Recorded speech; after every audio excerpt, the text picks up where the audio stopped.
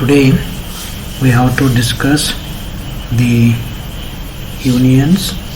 Okay, in previous videos we have seen data structure, classification of data structure.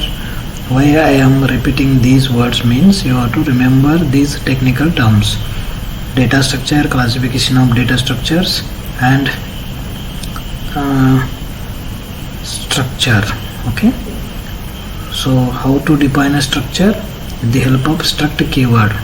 Okay, how to access structure members with the help of dot operator or period operator. Okay, so today we will start the session on union. Union declaration is similar to the structure.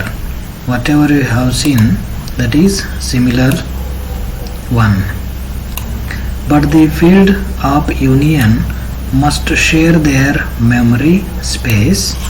This means that only one field of the union is active at any given time. So this is about regarding union. So basically these two, union and structures, are doing the same thing, but in union what will happen, only one field of the union is active and the rest are not active. It will not going to display the output. Okay, let's see the syntax of union. Same way, with the help of union keyword, then followed by name, union name, then open parenthesis and closing parenthesis. Here union variable name, then followed by member name, data type member 1, data type member 2. Okay, now apply this into real time example. Some example I am considering. Okay, here union AITM is a union name and CSE is union variable name. Okay, union name is AITM, but union variable name is what? CSE. How many members are here? 2 members. One is int, another one is float. Okay, and variable name is A and B. In main function I am initializing values. This program, in this program I am assigning the value. In previous example, dynamically I am getting the values. Okay, so how to assign a value for this A? First we have to access this member in our main function. How to access? Union variable name followed by dot operator followed by member variable name, that is A. This one is assignment operator, assigning a value, how much? 12.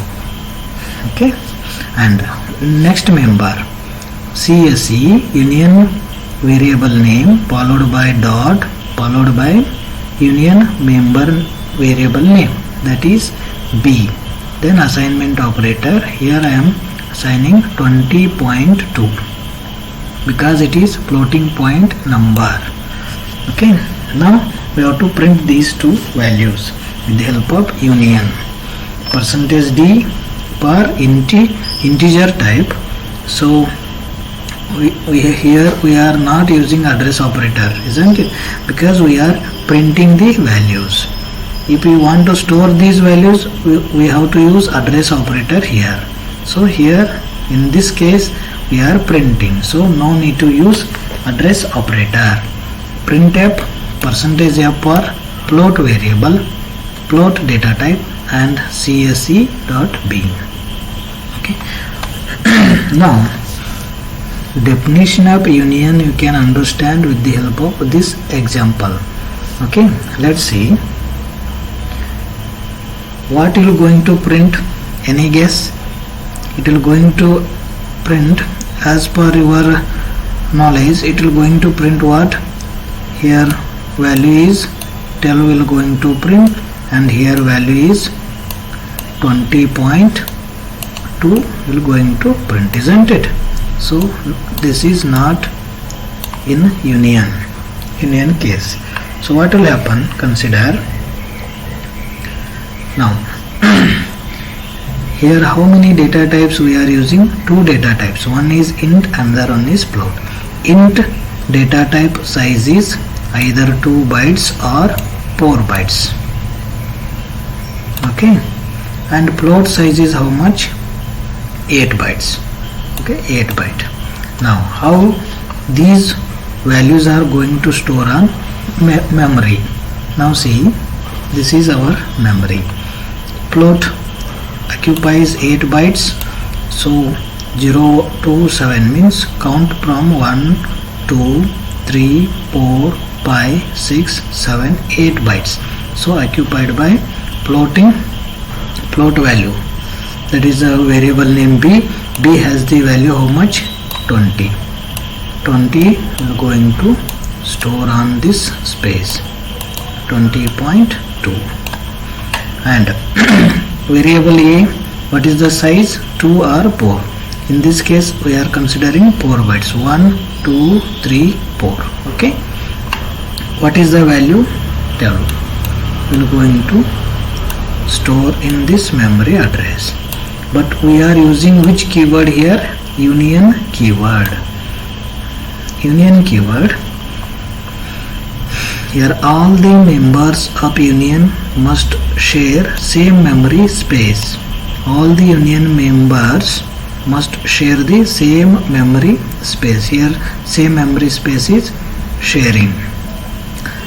That is, one field of the union is active.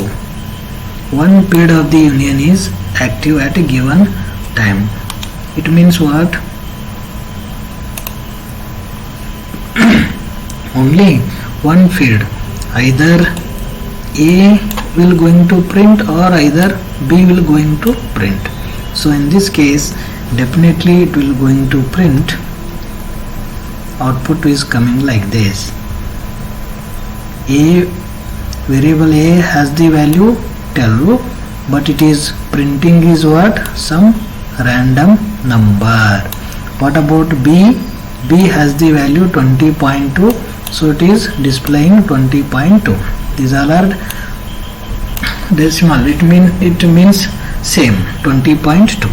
So as from the definition of union can conclude that only one field of a union member can active at a given time. Here it has to print both the values, but now it is printing only one values because of union. Union share the same memory space, but one field of the union is active at any given time. Okay, so this is the logic of union. Now we'll see this output in our computer program, then only you can understand the concept. Okay, see here I already written C program. First we will compile our program, GCC union C, and the program is compiled. Now check the output, a dot out. Okay, see here the value came here. This belongs to A and this belongs to B.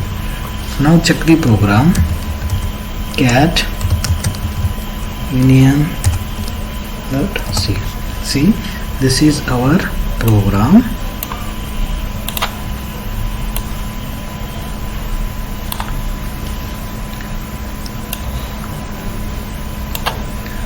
Int A, float B, union variable name is CSE. Okay, and in main function we are assigning the values 12 and 20.2. Then we are printing this. Here what will happen? Only floating point, so only this value is going to print.